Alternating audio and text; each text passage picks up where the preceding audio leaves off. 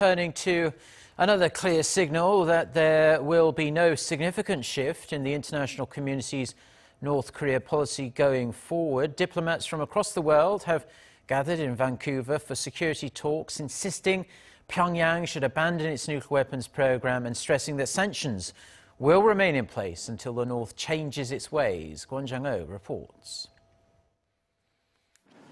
The US and Canada co-hosted a foreign ministerial meeting on security and stability on the Korean Peninsula on Tuesday in Vancouver. It comes at a critical time with North Korea's participation at the PyeongChang Winter Olympics being finalized. The top diplomats from 20 nations reached a joint statement supporting the current inter-Korean talks and declared that a diplomatic resolution to the North Korea situation was essential. But at the same time, they also called on individual nations to go beyond UN resolutions and implement their own unilateral sanctions and diplomatic measures on North Korea. As expected, the diplomats also pledged to try and block illicit trade with North Korea by doing more to stop illegal ship-to-ship transfers at sea. Earlier during the opening speeches, South Korea's Foreign Minister Kang Kyung-hwa expressed hope that the momentum for engagement with the North will continue well beyond the Winter Olympics, while emphasizing that sanctions should be applied more rigorously.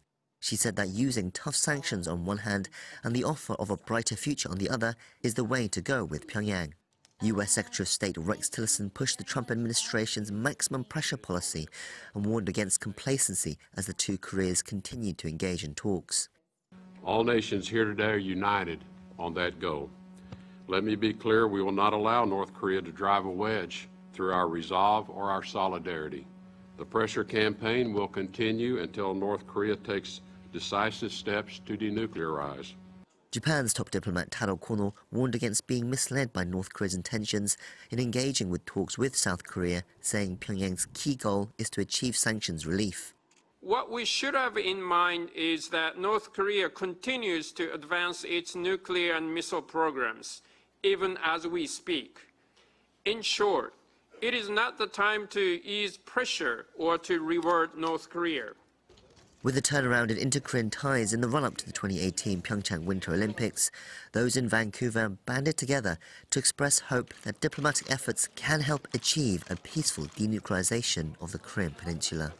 Kwon Jang-ho, Arirang News.